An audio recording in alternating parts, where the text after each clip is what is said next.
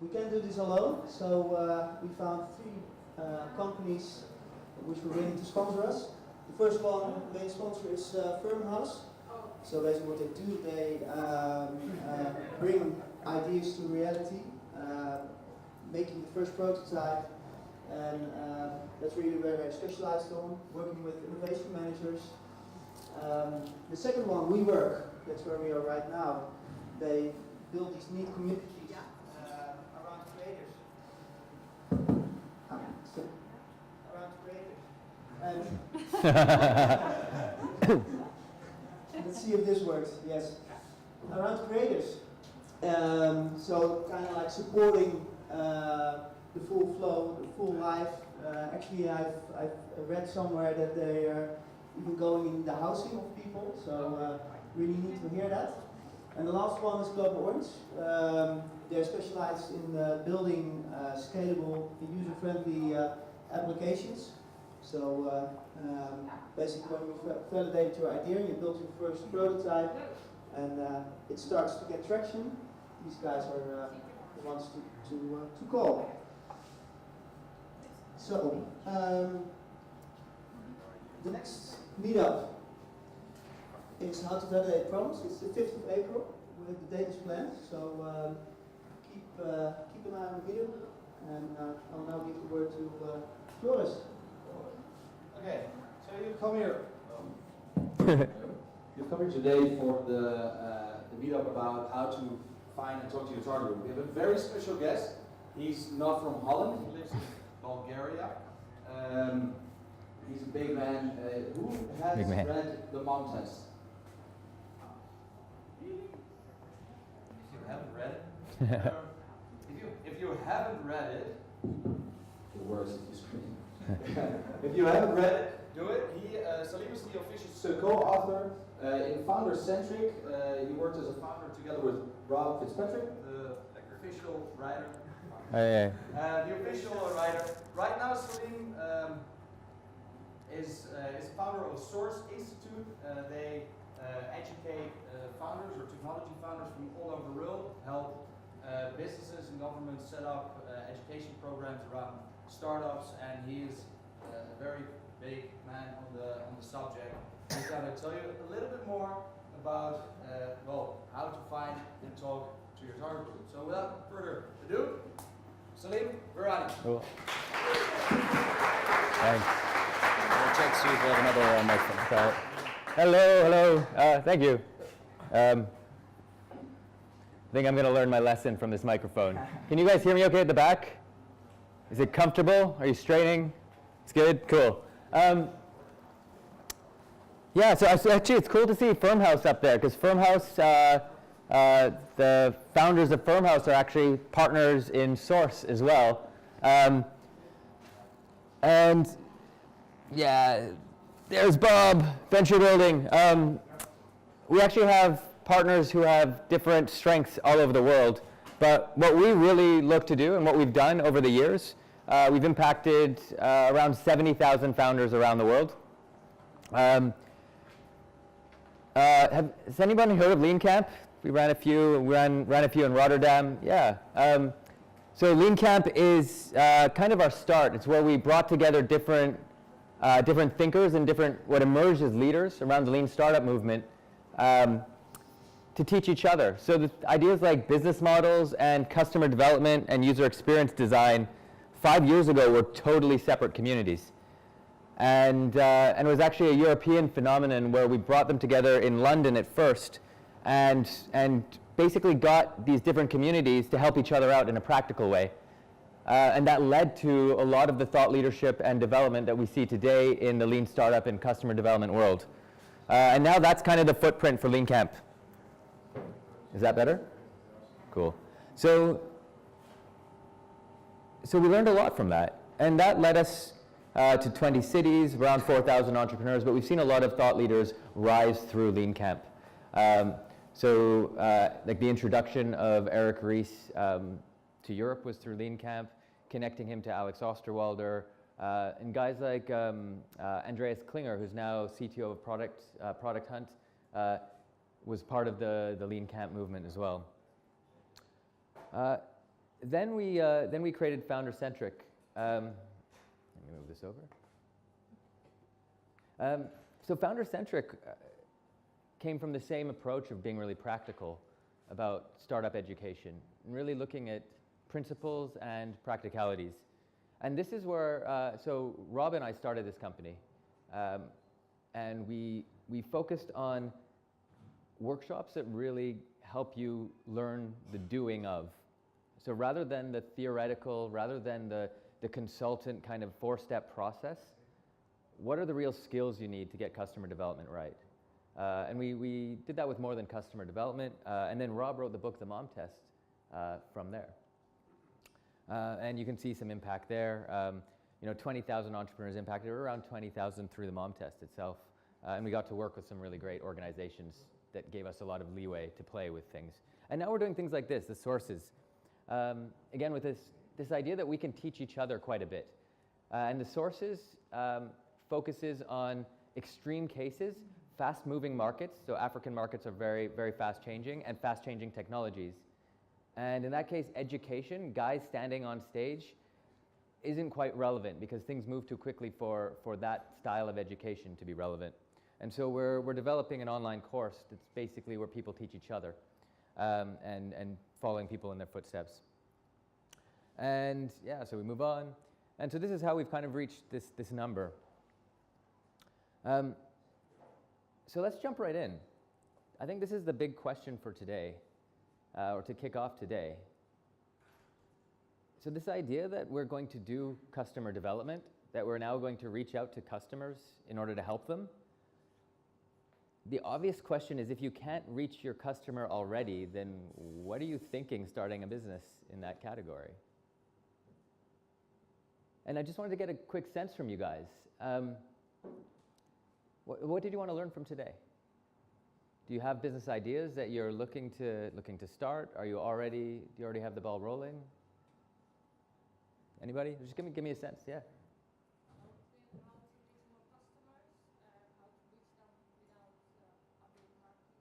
How to reach more customers and how to reach them without a big marketing budget. Okay, and where are you in terms of your project right now? Do you have customers already? Not yet. Now I want to start a business, online business. Okay, so you want to start an online business. Cool. And what customers do you have in mind for that? People who want to buy food. People who want to buy food. Yes. So biologic food. Okay, that's a lot of people. They're from different countries that you can't find in a usual supermarket. So this is what I want to make a difference with other online stores. Okay. Selling biologic food or food stores. Okay, interesting. So biological food bought online. And more exotic food. Sorry? And Exotic exotic food. foods. Okay, cool. How many of you are in that category where you have an idea right now and you haven't quite started? Okay, a couple of us. So what else? What else did you want to learn today? Because I'll just sort of adapt and we'll talk about it. Well, I'm always interested in how people look at different customer segments and what tricks and tips they have on segmenting different user groups, let's say. Okay, segmenting different user groups. Yeah. Okay, and what's your interest in that? How would you apply that? Well, I see a lot of different ideas and different ways how people look at customers or users. And I'm always very interested in, I think a lot of people are kind of like blinded by their own scope, so to say, on like, oh, this is a super segmented, group of people. Yeah. And then you look at it from the outside perspective and then you're like, well, to me, this is still a very, very big group, or this is so narrowed down that it's only like 2 people. All right, so how do we narrow down on a specific enough group of people to begin with? I think that's the balance between those two things are very interesting. And do you have a project at the moment? Do you have a startup or an idea? I'm working on a side project, yeah. Okay, side project. Yeah. All right, how many side projects are there out here? A few more hands. Okay, so now I understand about a third of the group. What about the rest of you? What do you want to get out of today? I want to know how I can pass the noise to reach the customer. If the customer is already filled in with a lot of requests, then you have to stand out. How do you stand out, get through the noise? You have a specific value that you know, but the ears are closed because they get quite a lot of requests that get lost. Okay, Your requests that get lost. right, so there's, Maybe the channel should be different or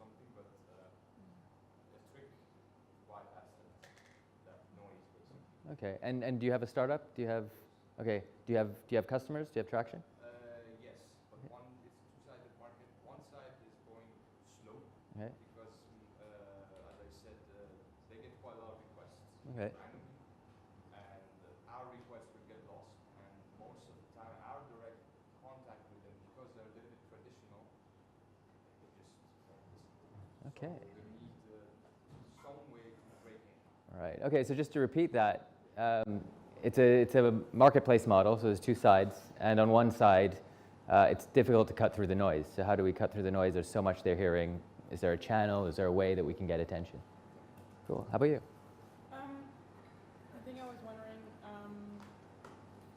to learn from Sorry for the microphone. Maybe if it works because I'm back, I guess it's very hard to. Right. I was wondering if I could learn today what kind of questions I would ask my customer. What kind of questions to ask customer? We're going to talk a little bit about that. That's coming up in one of the later meetups. But yeah, well, we can. There's a few places where that's relevant to now, which is finding more. Yeah. So basically, I talk to customers. I find a random person. You find them at meetups and stuff. But I'm looking for a more kind of structured approach, or to validate the fact that I'm actually doing something okay or not. Okay. So. Okay. And why do you want more structure? That's a very valid answer. Okay. Is it not working? Or are you? Some validation of the fact that I'm reaching out and it's going okay. So. Okay. So yeah. So you're not sure if it's good enough at the moment. It's your first company, I assume. Yes. Okay. Okay. Fair. All right. Sure. Thank you. What I would like to know tonight is how you can get some new qualitative research methods in which you can extract deeper insights than what they just tell you. So no random interview that they just say, oh yeah, I want this, because that's not going to bring something really innovative, right? Okay. Just get the real deep needs and values through qualitative research methods. Okay. Thanks. Now, to what degree can I cover that today? Yeah, that's set up for later on, right? Yeah, we're going to talk later about how to validate problems. Yeah. So, yeah. Okay. I don't know what to have in your presentation. Okay. Yeah. All right. So I'll try and touch on it a little bit, but yeah, it's scheduled later to go into some more depth. All right. Does anyone else have a pressing need they'd like to get addressed? All right. This will be the last one. How to talk to my existing user base without annoying them. Okay, without annoying them. Exactly. Okay. Whose notification sucks. How do I talk to them without them being annoyed and churning? Okay. So I'm gonna try. I'm gonna try and remember these. If at any point you want to jump in and ask a question, please feel free. I might defer it or delay it, but let's get a conversation going. I think there are other issues that we need to raise before we get into finding customers, and one of them is if you don't know, if you can't access the customer group that you want to serve, you have much bigger problems, and it's worth being aware of those problems. The first one being you have a long way to go. It's very likely you have a long way to go to understand them well enough to be able to build a business to serve them well. Now, there's a lot to be said in terms of a structured way of reaching out to customers and getting to know them. But there's so much to get right. It's not just about the product. It's not just about how they'll use the product. It's about how to market it to them. It's about the connections that you'd have in their industry. It's understanding the industry. It's understanding the other players and how they'll react. And there's this whole idea of like founder idea fit. Have you heard this term? Right? Like it's quite often it's a good idea to pick customers that you already have some access to. So I just wanted to caveat the rest of this presentation on that, right? Like there are ways to punch through that, and if you're an entrepreneur, you're probably going to have some motivation to do that. And we'll talk about how to do that in those cases as well. So I thought I'd start with something that that we're particularly good at with when we run source summits and lean camps. So we run these community-run entrepreneur events around the world. And when we decide we want to go to a city, it's usually because somebody in that city gets in touch and says, hey, I like Source Summit, I like Lean Camp, can I run one? And we say, yes, here's the playbook, we'll support you. But one of the biggest things that's missing is, do we have an institutional host, right? These events that we run are multi-track conferences. They're like, they're like bar camps if you've been to a bar camp, but we need a building with at least 4 or 5 rooms this size. How do we get that building, how do we get that institution to support us when we're totally unknown in these cities? So the first thing we look at is our network. There's always somebody who knows somebody. Now, most of us will be familiar with this idea of get an introduction. But that's just too easy, right? That misses one of the big points. When we go into a city, we will look at every possible host that can suit us, not just based on the building itself, but also based on the institution and what they stand for. But usually there's more than one. And we want to do a bit of research to work out exactly who they are so that we can hit them all at once. So one thing that really works well is when you approach somebody cold, they're probably, the easiest answer for them is to say too busy and not talk to you. But if you say, this is the opportunity, we'd like a quick chance to talk to you about it. By the way, we're also talking to X, Y, and Z, your competitors, right? There are other, at that point, it changes that introduction slightly. They're more likely to pay attention because there's a cost to saying no to you. But we don't stop there. When we get to know a city, what we'll start to do is work through our network. So if we've got that one local person who's keen, we start to look who else runs meetups, who else is in the community that would support us. We look at our network and we look at who do we know in that city. And then from there, and tools like LinkedIn are great for this, we start to see who has any connection into any of these institutions. Now at that point, our likelihood of getting a warm intro goes up massively. But it's not about getting one intro to work. This is another common mistake. Once you have, if you've done the research and you've worked out that your network has multiple so in your case, if you're say reaching out into, like if you're building a consumer product, looking at distributors, if you're building a B2B product, you're looking at enterprise customers. Having a big list of who would be good enough that you'd be happy with a contact, and then looking at how many different ways into a given contact you have, you use all of them. You use all of them at once. Because all of a sudden, you've surrounded them. And even once you're in, getting in at a low level, you'd have to work your way up. Getting in at a high level, you get pushed down. If you have multiple contacts into different parts of the hierarchy, different departments, you are far more likely to be able to navigate well once you're inside. And I'll put this in, like there's an analogy here. And so I'm Canadian, I'm from Vancouver.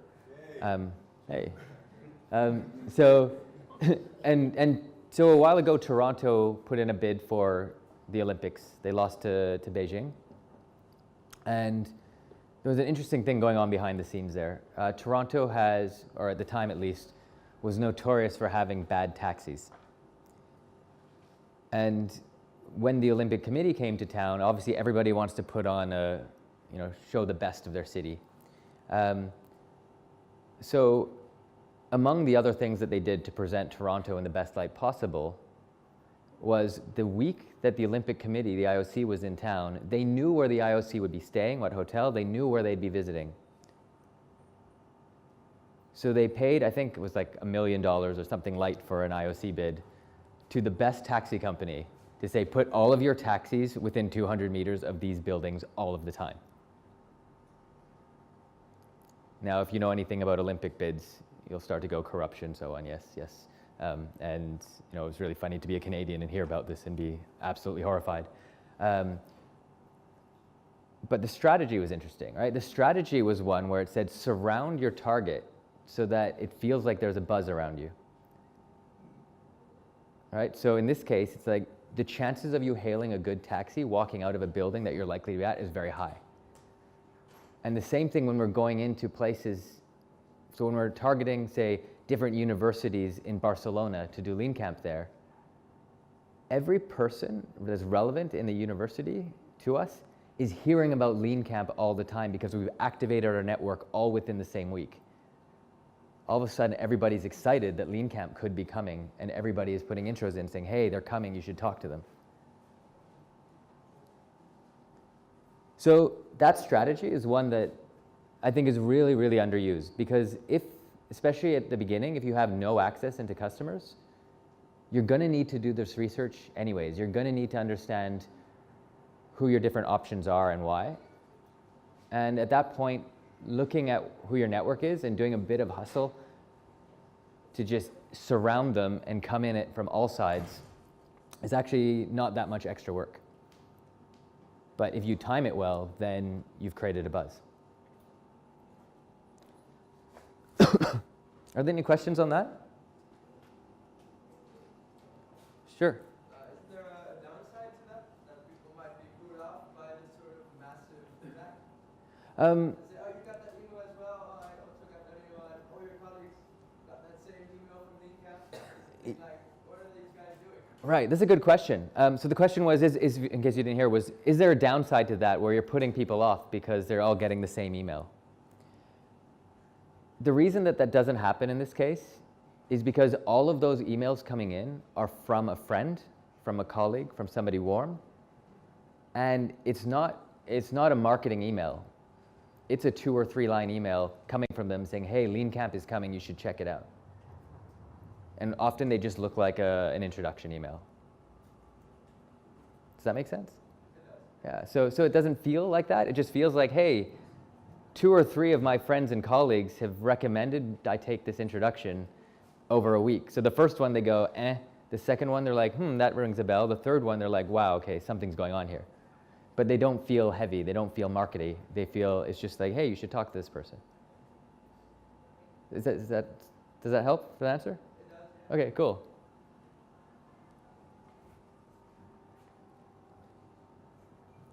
So along the same lines, there's this technique called the Max 100.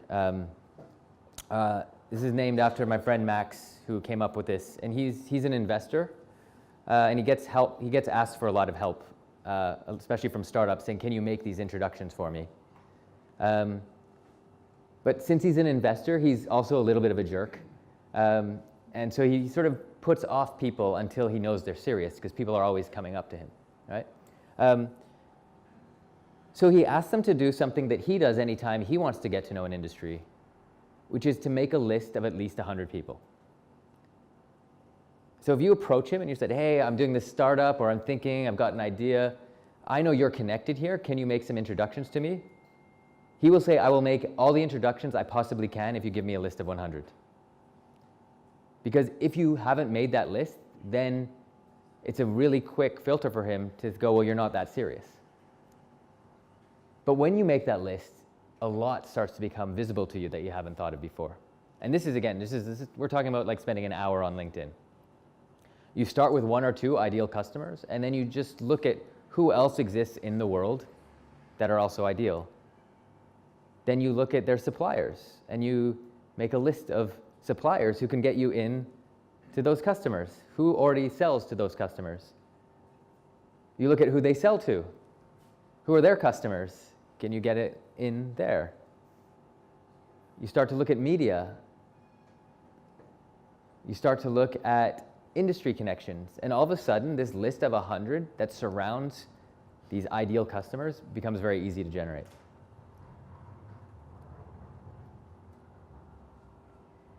So in the same light, if you're struggling right now with this idea of I can't get access to these customers, but you don't have a list of 100, this is probably your easier win.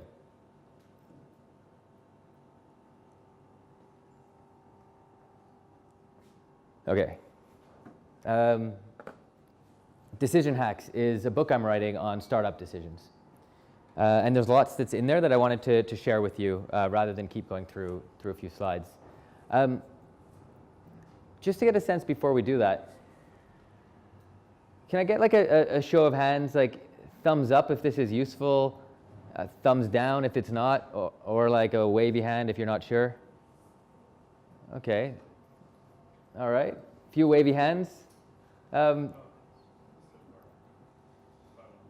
I thought on the decision hacks you were going to talk about, but you mean in general? Yeah, no, just I want to get a sense of if what I'm talking about is relevant for you guys. I'm just checking in. Ish? Okay. So far it's been like early stage stuff. Well, if you don't have the network. If you don't have the network. So this is a difficult one, right? If you're targeting now a customer set, a target market, where when you work LinkedIn, you can't even find access to these people, that's tough. That, like, at that point, I'd start to question whether or not this is the right business for you. Now, sorry? Or if the market is there. Or if the market is there, yeah. Or if they're tech savvy and have a link. If they don't. Yeah, I mean, we're talking B2B, European, usually if it's, In our case, sorry? in my case, for example, they are B2B, so it's a business marketplace where one side are store owners. Okay, and store owners don't have, Most of them don't have. right. It's like So, but there's more things on LinkedIn, right? So if they're not, like Germans, in Germany, LinkedIn's not that big. Can you guys hear at the back? No? But they have Zing. So then you figure out what is Okay. the But it's a good point that store owners aren't the types of people, if you run a corner shop, you're not likely to be on social media necessarily for business. Yeah. no. So let's come back to this. Let's come back to this one. Let me jump over to Decision Hacks and let's see. There's a few. Whoa. Where'd it go? I'm going to jump ahead. All right. So in this case, you have access to a few customers. Now, you guys are going to cover this more in one of the later meetups when we talk about how to question customers and particularly how to listen and what to listen for. Now, just to give a quick baseline, the hard part about customer development conversations isn't what questions to ask. It's your skill in listening for clues and signals that point you towards a commercial opportunity. And that takes practice.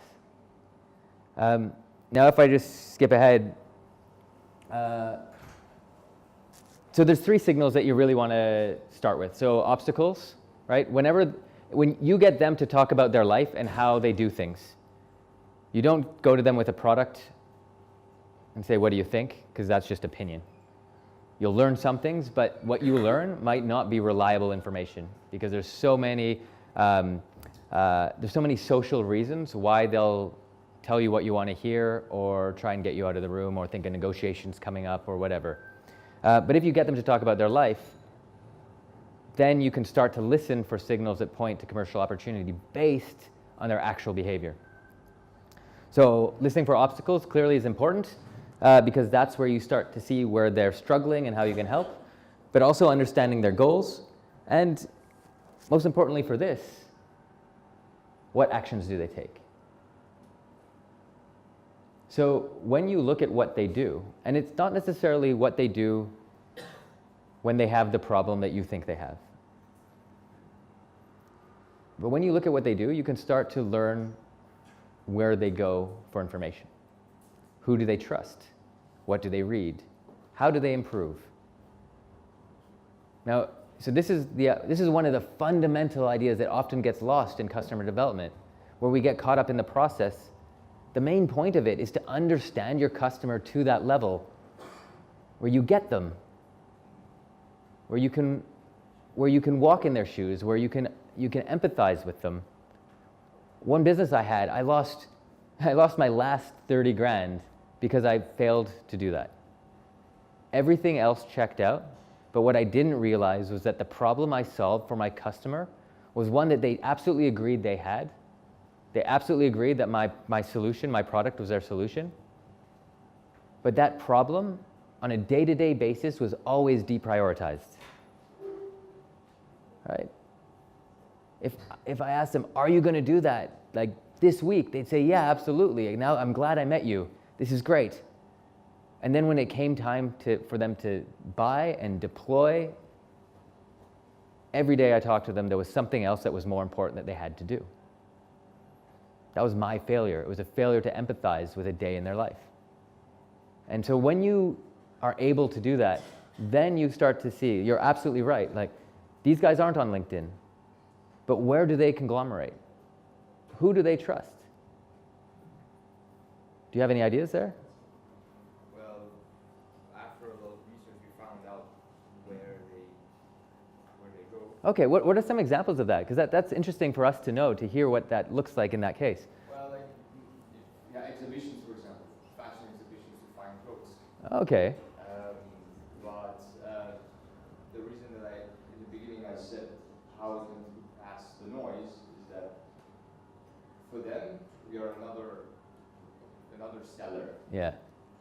And as soon as we start talking about the idea, they'll shut down completely. Okay, why is that? And I don't know, it feels like they see us as another seller.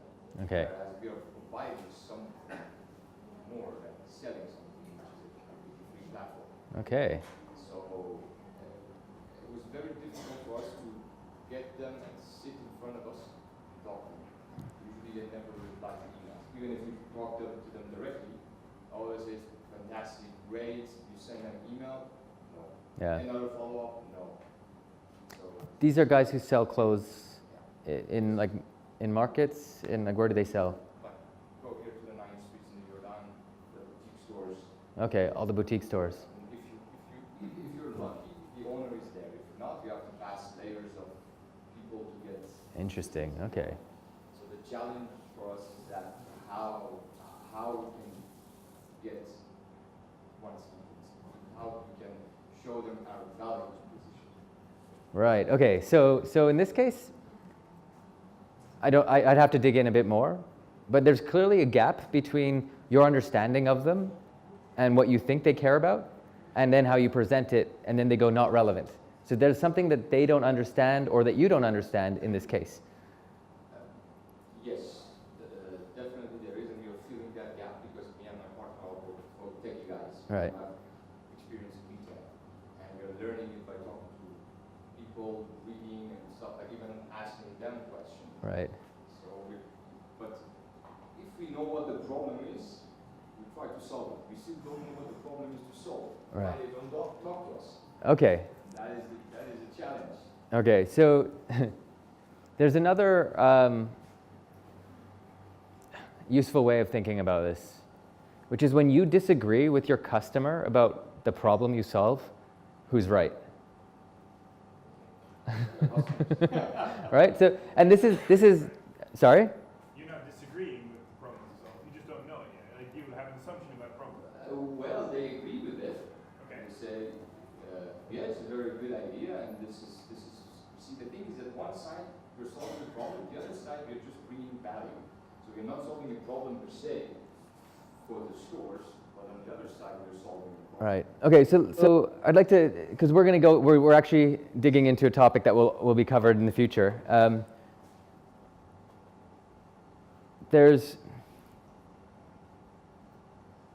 Even if there's a nuanced difference between how the words you choose to describe what you do and the words your customers choose to describe what you do, once they've seen the value,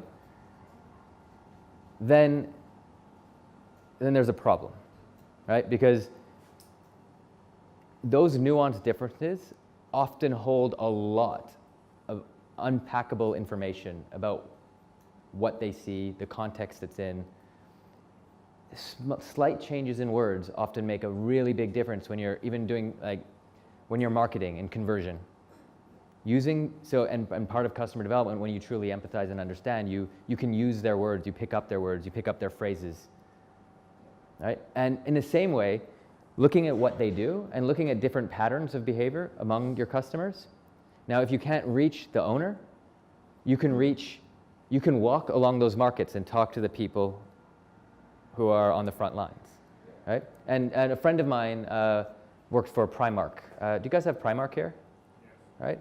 So, and if you look at the fashion industry, it's really interesting because it's heavily stratified, right? You have, haute couture, and then you have all of these different levels down to the high street, then down to the, like, Primarks.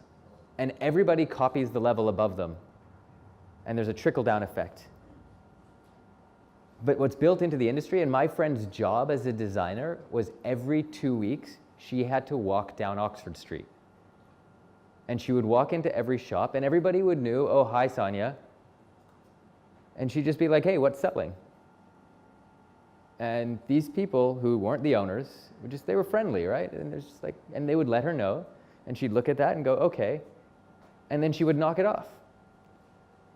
And that's, in the worlds of tech startups and, rocket internet, we go, oh no, that's bad. But in fashion, that's how the business works. And everybody's cool with it. So there's that level of understanding and that level of contact that you can build upon if you're listening very carefully to the nuanced words.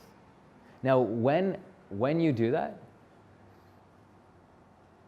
what do you want to find out? In terms of finding more customers like that, what do you want to know from them?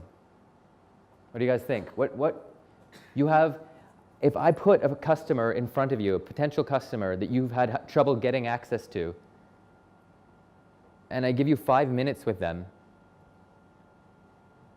now and you're going to get some information that will allow you to find and access more customers like that.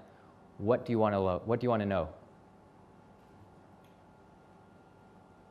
Yeah? Who else should I talk to except you? Yeah, who else should I talk to? Great one. What do you expect to learn from that question? I would expect, first of all, to find out what the network of the person is like, how he's situated in his market.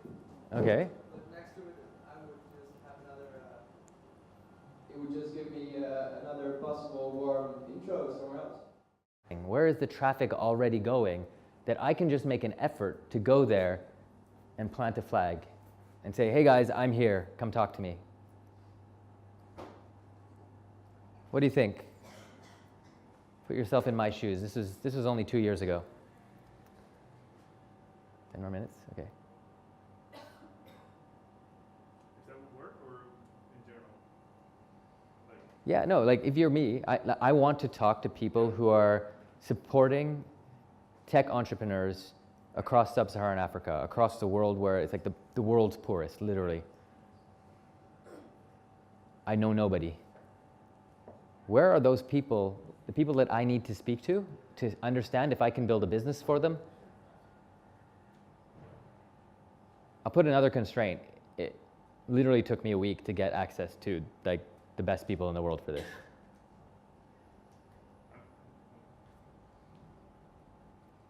Any ideas? Where would those people go? You can always start with the embassy. Yeah, you could start with embassies, right? Absolutely, right? Because lots of those projects will be working with the embassies when they travel in. Great idea. I mean, but there's a lot of events.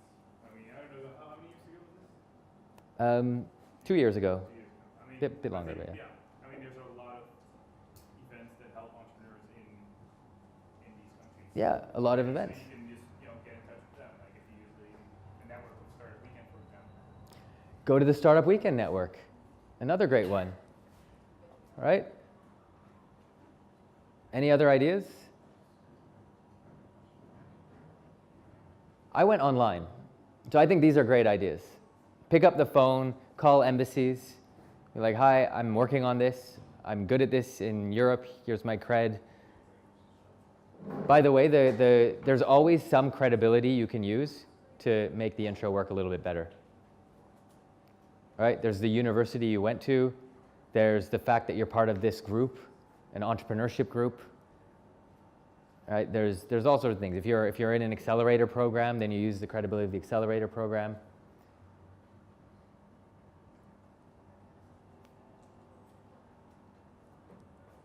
What we were basically talking about was sort of left-wingy techies who care about the world. And that to me is Medium, medium.com, right? Does anybody know Medium? Read stuff? Yeah, right, so we all know it. Now, you know that there's a certain style of writing on Medium. So that was the effort I put in, is I read a lot of the best posts and I copied their style. And then I went to some of the better writers I know, right? And I asked them for feedback to help me make this post good. And then when I put it on Medium, I went on Skype and I hit everybody who was online and I'm like, I need you to go and recommend this for me right now. To give it a chance, right? To give it a push into the world of Medium. And at that point, there was a clear call to action in the post that said, look, I believe that this is an opportunity. I'm credible because I'm good at this over here in this other part of the world. But what I need is for you, the reader, if you know anybody who knows about these parts of the world that I'm interested in, just to put me in touch. So I know I can talk to somebody who knows and get a sense of if this is a good idea or not. I didn't overpromise a product. I didn't even pretend to know the answer or even the problems. But I planted a flag where I knew they were going.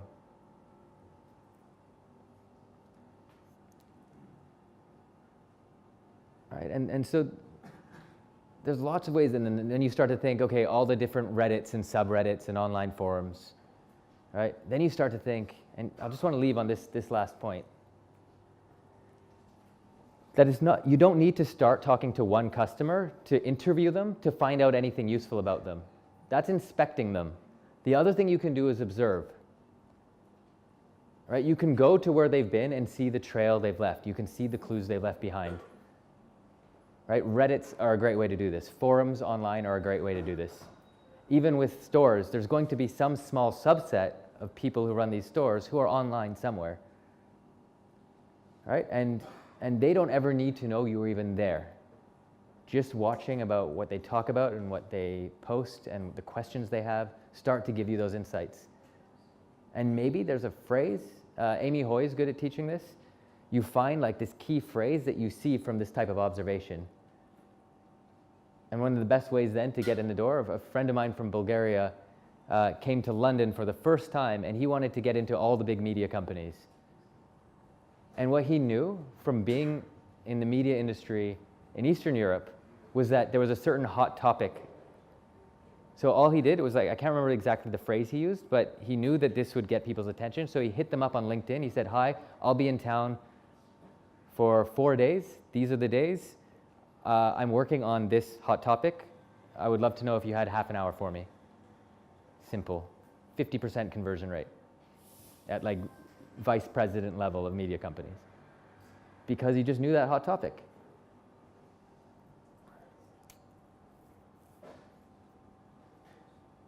For time, is that that's 75, or are we going in, what happens now? 5, yeah, we have, okay, we still have the group discussion for, we have a 15-minute time for group discussion, I guess. Okay. Break, 5 minutes. Okay. Yeah, so are there any last questions? I know I didn't cover everything from the beginning. I tried to sort of weave it in. If there's anything left, are there any other questions?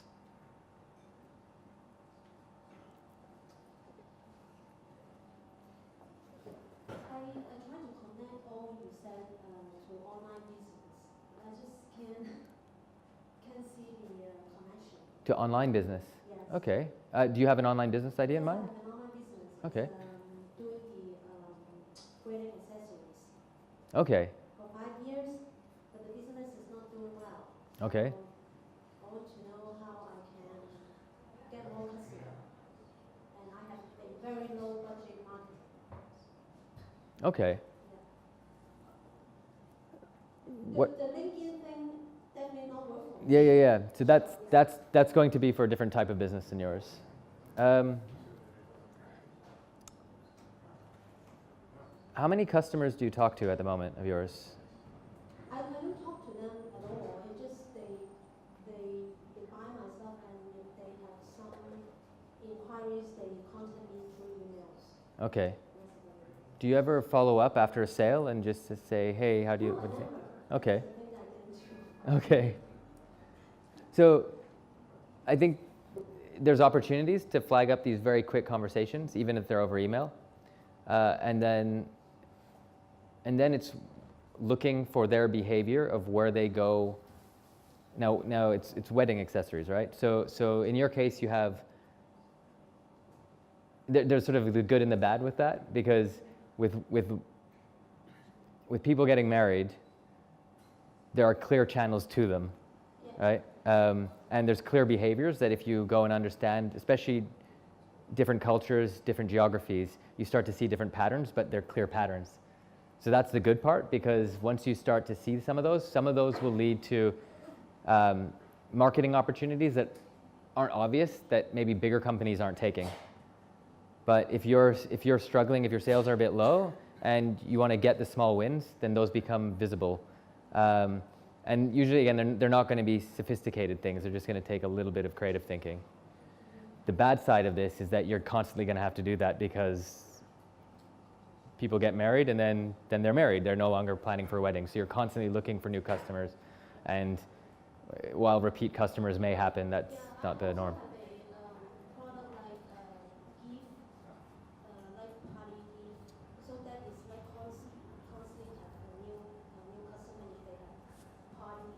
Right.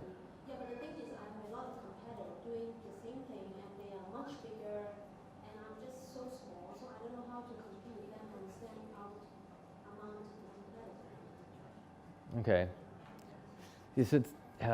So the positioning touches on this topic.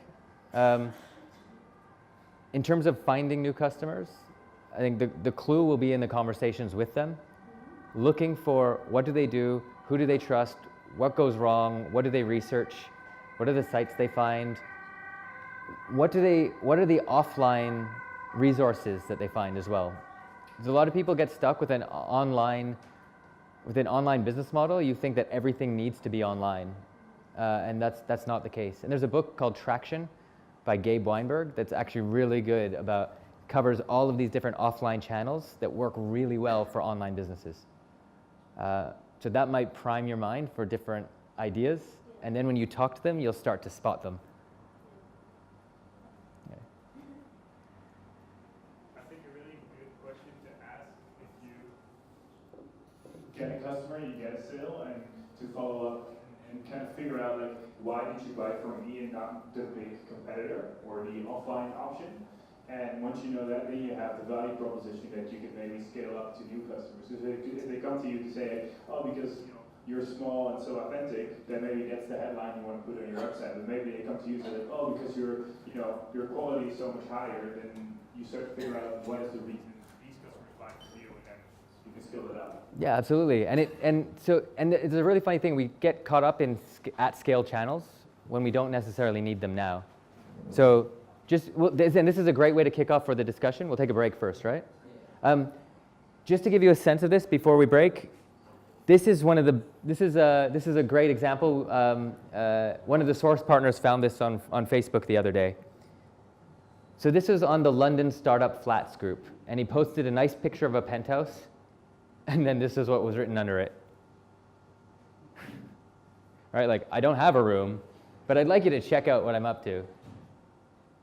Now, in this case, he has 0 customers, clearly, but he wants startup people to look at his app. Now, most people are going to react like, what a jerk, right? But they're just going to keep scrolling, and they're going to forget about it. But a few people are going to get in touch, right? Like my friend, he loved this. He got in touch. He was like, you're a hustler. Awesome. I'll talk to you. And so, it's such a small thing to do. Maybe it gets you one conversation that's useful, maybe not. But when you have 0 customers and you have 0 contact, one is worth so much. You just try stuff like this. So that level of thinking helps unlock a lot of different things that you might not have thought was relevant now. If you have 0, all you need is 1. If you have like 1, don't think about more than 10. Keep your options open. Then it gets easier to grow. And if you're interested in the book, there it is. You can sign up. It'll be free once it's out. I'm writing it. I'm basically finishing it off this month. So thanks.